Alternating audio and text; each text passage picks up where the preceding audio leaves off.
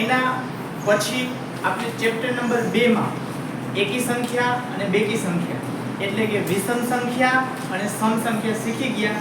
હવે આગળનો ટોપિક લઈએ. એના પછી તમારે આ જે ચેપ્ટર છે એમાં આવશે વિભાજ્ય સંખ્યા અને અવિભાજ્ય સંખ્યા. બે તમારા માટે નવું છે. સમજી લ્યો કે વિભાજ્ય સંખ્યા કોને કહેવાય અને અવિભાજ્ય સંખ્યા કોને કહેવાય. તો બધાથી પહેલા તમે તમારો જે બુક છે એમાં નવા પેજે એક વચ્ચે લાઈન ડ્રો કરી નાખો. લાઈન ડ્રો થઈ જાય પછી આ બાજુ લખો અવિભાજ્ય સંખ્યા.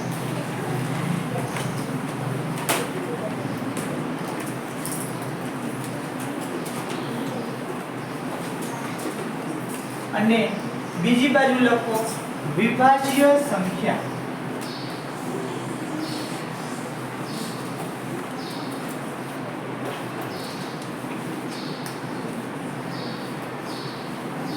અવિભાજ્ય સંખ્યા અને વિભાજ્ય સંખ્યા. તો બધાથી પહેલા એની આપણે વ્યાખ્યા નક્કી કરીએ કે અવિભાજ્ય સંખ્યા કોને કહેવાય અને વિભાજ્ય સંખ્યા કોને કહેવાય. તો જોવો અવિભાજ્ય કોને કહેવાય અને વિભાજ્ય સંખ્યા કોને કહેવાય. ચાલો આ રીતનું એક આપણું કોષ્ટક બનાવવાનું છે. તો બધાથી પહેલા આપણે એ શીખીશું કે વિભાજ્ય સંખ્યા કોને કહેવાય અને અવિભાજ્ય સંખ્યા કોને કહેવાય. તો એની પહેલા તમને ઘડિયા આવડતા હોવા જરૂરી છે. તો આપણે વ્યાખ્યા લખી નાખીએ. વ્યાખ્યા આ રીતની છે. અવિભાજ્યમાં એરો કરી, હાસ્યમાં એરો કરી અને વ્યાખ્યા લખો કે જે સંખ્યાને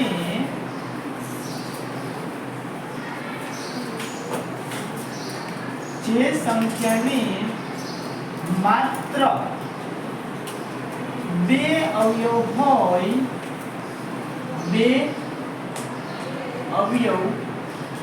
હોય, તેને અવિભાજ્ય સંખ્યા કહે છે. અવિભાજ્ય સંખ્યા કહે છે. આમાં જે મેન શબ્દ છે એમ નીચે હાઇલાઇટ કરી નાખો કે માત્ર બે અવયવ. આની નીચે અંડરલાઈન કરી નાખો. સરસ મજાની અંડરલાઈન કરી નાખો આની નીચે કે જે સંખ્યાને માત્ર ને માત્ર બે અવયવ હોય. હવે અવયવ એટલે શું? અવયવ એટલે જેટલી વખત એ ઘડિયામાં આવતું હોય ને એટલા એના અવયવ થાય. તો કોઈ પણ સંખ્યા લઈ લ્યો એના કેટલા અવયવ છે એ કેવી રીતે નક્કી થાય? 10 છે તો 10 ના કેટલા અવયવ છે? તો 10 છે એ કયા કયા ઘડિયામાં આવે છે એ બધા એના અવયવ કહેવાય. તો તમારે આખા 100 એકડામાંથી એવી સંખ્યા ગોતવાની કે જેને બે જ અવયવ હોય. કેટલા અવયવ હોય?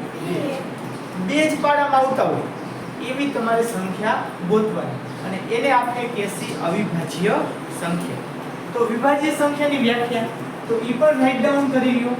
વિભાજ્ય સંખ્યા કોને કહેવાય? તો અવિભાજ્ય સંખ્યા કોને કહેવાય કે માત્ર બે જ અવયવ હોય. તો વિભાજ્ય કોને કહેવાય કે જેને છે ને બે થી વધારે અવયવ હોય. બે ન હોય, કેટલા હોય? બે થી વધારે. એ બધાને વિભાજ્ય સંખ્યા કહેવાય.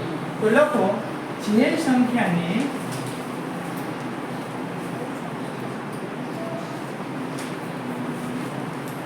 બે થી વધારે અવયવ હોય, બે થી વધારે અવયવ હોય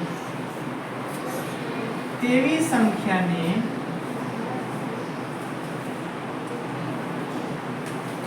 વિભાજ્ય સંખ્યા કહે છે. વિભાજ્ય સંખ્યા કહે છે. ચાલો પછી એક લીટી છોડી અને અહીંયા લખો હાસ્યમાં એક લીટી છોડી અને લખો 1 થી 10. કેટલા લખીશું? 1 થી 10. લખો 1 થી 10. ચલો હવે આપણે 1 થી 10 માંથી નક્કી કરવાનું છે કે કેટલાને બે અવયવ છે અને કેટલાને બે થી વધારે અવયવ છે. રેડી? નક્કી થઈ જશે. ચાલો જોઈએ. ચલો આટલું થઈ ગયું 1 થી 10. હાલો વિચારો. પહેલા 1 વિશે વિચારો. શેના વિશે? 1 વિશે. તો 1 છે ને એને કેટલા અવયવ છે? 1 કયા ઘડિયામાં આવે? 1 કયા ઘડિયામાં? 1 ના. તો એને કેટલા? 2 છે. 2 થી વધારે અવયવ છે. ભાષિયામાં લખવાનું. 1 છે એ કયા ઘડિયામાં આવે? 1 ના જ ઘડિયામાં આવે. તો આને 2 તો અવયવ છે ને 1 ને. ખાલી એક જ ઘડિયામાં આવે છે. તો 1 છે ને એ નથી અવિભાજ્ય સંખ્યા કે નથી વિભાજ્ય સંખ્યા. 1 છે ને એ વિશિષ્ટ સંખ્યા છે. કેવી સંખ્યા છે? વિશિષ્ટ.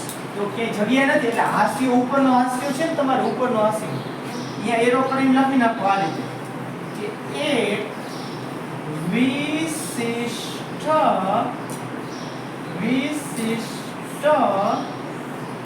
સંખ્યા છે. આ ક્યાં લખવાનું છે? ઉપરના હાસ્યમાં. અહીંયા હાસ્ય હોય ને અહીંયા. કેમ કે આ 1 છે ને ઈ 1 જ પાડવામાં આવે. 1 1 પછી 1 2 2 3 4 તો પછી આગળ વધતા છે. એટલે અને 2 ના ઘડિયામાં તો 2 1 2 થી ચાલુ છે. તો 1 છે એને એક જ અવયવ હોવાથી ઈ નથી અવિભાજ્યમાં આવતા કે નથી વિભાજ્યમાં આવતા. ઈ શેમાં આવે છે? વિશિષ્ટ સંખ્યા. તો તમારે MCQ માં પૂછાય કે 1 છે એ કેવી સંખ્યા છે? વિભાજ્ય સંખ્યા છે, અવિભાજ્ય સંખ્યા છે કે વિશિષ્ટ સંખ્યા છે? કેવી છે? વિશિષ્ટ સંખ્યા છે. ચલો 1 નું લખાઈ ગયું. તો હવે આગળ ચાલો હવે 2 નો વારો. શેનો વારો છે? 2. તો 2 ને કેટલા આવ્યું છે? 2 કયા કયા ઘડિયામાં આવે? 1 2 2 અને 2 1 2. તો આને 2 અવયવ થયા. તો 2 કેવી થશે? અવિભાજ્ય સંખ્યા. 2 પછી કેટલા આવે? 3. તો 3 કયા કયા ઘડિયામાં? 2 ઘડિયામાં આવે. 1 તેરી 3 અને 3 1 3. તો ઈ પણ કેવા થશે? અવિભાજ્ય સંખ્યા. કે જેને 2 અવયવ હોય ને ઈ બધા આમાં લખવાના. 2 થી વધારે ઘડિયામાં આવતા હોય ને ઈ ઓલી બાજુ લખવાના. ઈ વિભાજ્યમાં લખવાના. હવે એના પછી 4 લગાડો. કેટલા આવે? 4. તો જો 1 ચોક 4 2 દુ 4 અને 4 1 4. કેટલા અવયવ થયા? 3 અવયવ. તો 3 અવયવ થયા તો અવિભાજ્યમાં આવશે કે વિભાજ્યમાં? શું કામ? કેમ કે 2 થી વધારે થશે એ શેમાં આવશે? વિભાજ્યમાં. શેમાં આવશે? વિભાજ્ય. 4 થશે તમારે વિભાજ્ય. અને 5 કયા કયા ભાઈ? 1 5 5 અને 5 1 5. તેના 2 જોયું થયા તો ઈ આવશે અવિભાજ્ય સંખ્યા. એના પછી 6. તો 6 કયા કયા ઘડિયામાં છે? 1 6 6 પછી 2 તેરી 6 3 દુ 6 6 1 6 4 5 અવયવ થઈ ગયા. તો આમાં આવશે કોમાં આવશે? આમાં વિભાજ્ય. અવિભાજ્ય આવશે વિભાજ્યમાં. અહીંયા લખીએ 6. હવે 7. તો 7 છે ને 2 ઘડિયામાં આવે. 1 7 7 7 7 આવશે અવિભાજ્ય. પછી 8 1 8 2 ચોક 8 પછી 8 8 વધી ગયા. 2 થી વધી ગયા. હા તો ઓલી બાજુ લખી નાખવાનું. વિભાજ્યમાં લખી નાખવાનું. અહીંયા આવશે 8. પછી 9. પછી શું આવશે? 9. તો 9 છે કયા કયા ઘડિયામાં આવશે? 1 તેરી 1 નવા 9 3 તેરી 9 9 1 9 શેમાં આવશે? 9 શેમાં આવશે? વિભાજ્ય. અને 10 શેમાં આવશે? 10 1 10 2 5 10 5 2 10 10 કેટલી બધી વખત આવે છે. તો આ 1 થી 10 માં 2 3 5 7 એ અવિભાજ્ય થશે અને 4 6 8 9 10 એ થશે વિભાજ્ય.